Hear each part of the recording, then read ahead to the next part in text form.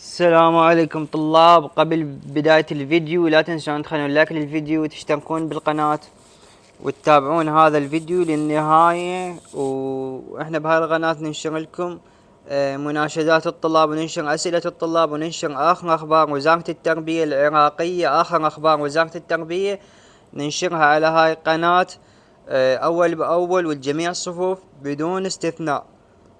فانت من تشترك بهاي القناة وتخلي لك الفيديو راح توصلك اخر اخبار وزارة التربية العراقية اول باول على هاي القناة، ما تفوتك اي خبر، وكل اخبار رسمية واخبار صحيحة. ايضا احنا ننشر مناشدات الطلاب، الطلاب عندهم مناشدات احنا ننشرها. فاللي عليك تخلي لايك للفيديو وتشترك بالقناة ضروري جدا حتى مناشدات الطلاب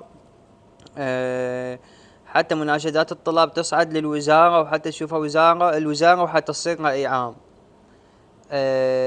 عندنا طلاب. بالنسبة هسه انت خليت لايك للفيديو واشتركت بالقناة، هسه اللي عليك تتابع الفيديو للنهاية حتى تفهم الخبر زين زين. هسه انت ايش راح تسوي؟ تابع الفيديو للنهاية حتى تفهم هذا الخبر. واحد من الطلاب يسأل يقول هل غدا إعلان نتائج الثالث متوسط وأين تنشر؟ طبعا طلاب، بالنسبة لإعلان نتائج الثالث متوسط من أسبوع القنوات تنشر غدا وبعد 48 ساعة وبعد 24 ساعة وما أدري شنو، ويجي يوم ثاني يوم ثالث يوم تلقى ما نشرت النتائج. وهاي القنوات اللي تنشر إشاعات مجرد صعدت قنواتها براس الطلاب، والطلاب وقعت بيها، والطلاب كل شي ما حصلت زين. فالطلاب كل شي ما حصلت، لا وصلت لها النتائج ولا وصلها الخبر الزين ولا علموهم شلون يستلمون النتائج ولا شي. شنو الحل؟ الحل طلاب، الحل انه تتابعون الفيديو للنهاية. هسه راح نشرح لكم. وحاليا يعني بهذا الوضع حاليا ما نشرت اي نتائج. وايضا احنا جاي نتابع قنوات مثل قناة الفرات، قناة السومرية، جاي ينشرون مدونات، ينشرون مقالات ندخل عليها تطلع لك بس صورة ويشرح، يطلع لك شرح، ما تطلع لك نتائج، لا يطلع لك رابط ويقول لك اعلان نتائج والان اعلان رسمي وهذا اعلان رسمي، ومن تدخل على الرابط تلقى صورة. وهسه انا داخل على رابط قناة السومرية، كل شي ماكو، هاي اعلان نتائج وهذا الرابط، وتدخل وتلقى مجرد صورة ونسب نجاح ولا اعلان نتائج ولا شي. والطلاب هواي جاي يوقعون يعني بهذا الفخ، وجاي يخسرون وقتهم، جاي يمرون بقلق تجاه هذا الشي. فاحنا يعني نتمنى من وزارة التربية تستعجل بنشر النتائج. طلاب، بالنسبة لغدا يعني على الأغلب ماكو نتائج باكر، بس احنا باكر راح ننشر لكم فيديو نشوف شنو الخبر اللي نشرته وزارة التربية بخصوص إعلان النتائج. باكر إذا أكو خبر احنا نجي هنا نشره بهاي القناة، إذا أكو أي خبر على يعني النتائج. بس على الأغلب باكر ماكو نتائج، بس احنا ننتظر وراح ننشر لكم بهاي القناة موعد النتائج. فاحنا نطالب ومن خلالكم انه تدعمون هذا الفيديو، تدعمونا حتى توصل هاي المناشدة. احنا نطالب من وزارة التربية تستعجل اعلان نتائج الثالث متوسط، لان الطلاب صار هواي تنتظر، واكو طلاب تريد تدرس تشوف بمن ناجحة بمن راسبة، حتى اذا راسبة بعض المواد لا سمح الله يصير عندها فرصة تدرس للدور الثاني وحتى تلحق الطلاب زين. المهم الطلاب حاليا جاي تنتظر النتائج على حر من جمر، وان شاء الله الطلاب كلها ناجحة، وان شاء الله الكل يفرح، وان شاء الله كل شخص يعني يجي لأهله فرحان ويعني ما خسران شي، لا راسب لا يخسر الفلوس اللي صرفها على روحه ورجع للامتحان، الفلوس اللي صرفها على الملازم. ان شاء الله كلهن هذن يعني تعوضونهن، وان شاء الله ماكو اي خسارة، وان شاء الله كلكم تنجحون. وانا وياكم اول باول راح ننشر مناشدات الطلاب، وواحدة منهن هاي المناشدة مناشدة اعلان النتائج باقرب وقت، اقرب وقت ممكن. نطالب وزارة التربية تعلن النتائج.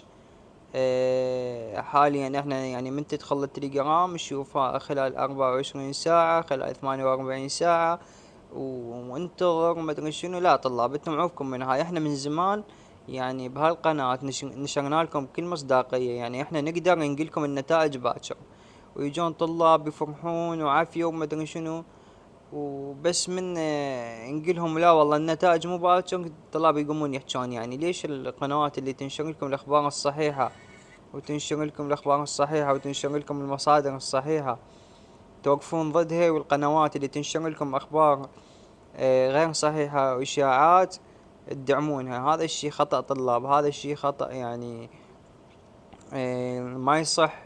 لان انتم من تصعدون القنوات الخطأ تشجعون هالقناة تنشر اخبار كاذبة، هذا من تشجع راح يبقى ينشر اخبار كاذبة، راح يوتر الطلاب راح تتوتر، الطلاب راح تدخل بمأزق تفكير يعني بتوتر، وهذا الشي مو حلو بحق الطلاب ولا بحق اهالي الطلاب. يعني الطالب يبقى يفكر ويتوتر شنو صار وليش ويمتى وعلى شنو، فانتم ليش هيك يعني تنشرون اخبار كاذبة وتخلون الطلاب تتوتر؟ احنا من زمان قلنا لكم طلاب النتائج مو هسه مو هاليومين، امس قلنا لكم مو باكر، واليوم اجوا ما نشروا النتائج.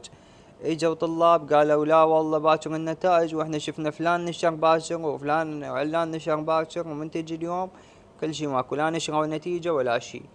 ف يعني ليش انتم يعني المشكلة بالناس اللي تشجع القنوات الوهمية انه تستمر؟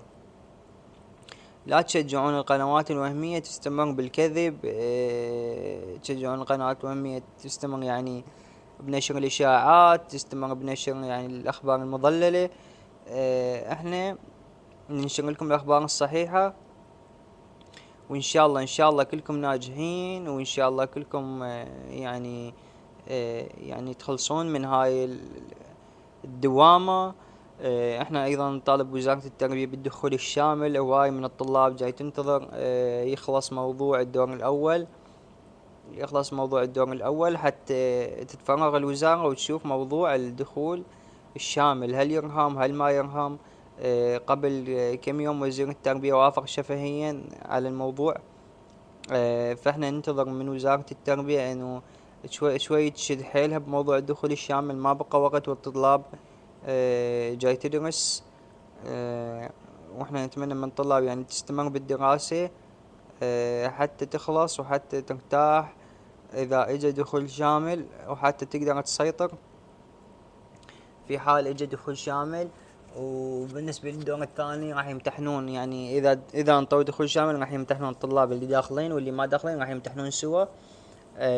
وبالنسبة للأسئلة راح تجي وزارية من كالعادة، حتى بالسنوات اللي انطوا بيها دخول شامل راح يمتحنون سوا ان شاء الله، ما حد راسب، وان شاء الله اللي راسبين انه من تطلع النتائج مباشرة ابدوا درسوا. وان شاء الله يعني ما حد راسب، وان شاء الله الكل ناجح وبالتوفيق للجميع. واحنا بهالقناة راح ننشر لكم اخبار وزارة التربية العراقية اول باول، نفس ما العام نشرناها بهالقناة. اول ما وصلت لنا النتائج احنا نشرناها، ما خلينا طلاب قلق ولا شي.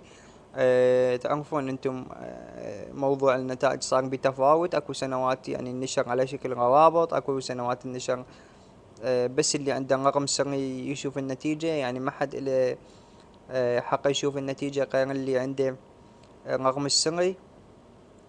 ان شاء الله بالتوفيق للجميع. وراح يعني احنا بهالقناة ننشر لكم اخبار وزارة التربية، وننشر لكم مناشدات الطلاب. واحدة من هاي المناشدات انه يعلنون نتائج الثالث متوسط باقرب وقت ممكن، يشدون حيلهم. طبعا التأخير بالتصحيح طلاب موضوع من صالح الطلاب مو ضدهم، لان التصحيح من يتأخر يعني تعرفون انتم المصحح يعني كل مصحح يختص بسؤال معين، هذا المصحح يقعد من الليل نهار يصحح بالدفتر الامتحاني وياخذ من حيله فحتى يصحح، واكو لجنة تدقيق ولجنة تصحيح. ان شاء الله بالتوفيق للجميع، وان شاء الله الكل ناجح. وان شاء الله كلكم ناجحين، وان شاء الله ما حد راسب، ونتمنى التوفيق للجميع. ان شاء الله الكل ناجح. واحنا من هالقناة نطالب يعني نطالب بوزارة التربية بإعطاء الدخول الشامل، وأيضا تنطي أسئلة الدور الثاني سهلة مو صعبة. وإذا أنطوا دور ثالث أيضا نتمنى من وزارة التربية العراقية يعني إذا أنطوا بدور ثالث نتمنى من وزارة التربية العراقية إنه تنطيه للطلابين، يعني اللي يمتحنوا دور أول أيضا ينطونهم، واللي دخلوا دخول شامل أيضا ينطونهم دور ثالث، حتى تتيح هاي الفرصة توفون للطلاب. يعني السنة اللي فاتت بدأت الحرب بين أمريكا وإيران وصارت عطل وطلاب هواي ما افتهمت، أكو مدارس سيئة، طلاب ما قدرت تدرس بيها، ما قدرت يعني تمتحن. فإن شاء الله بالتوفيق للجميع، وإن شاء الله الكل تنجح، وإن شاء الله الكل تخلص، ويا رب النجاح والتوفيق للجميع، ومع السلامة طلاب.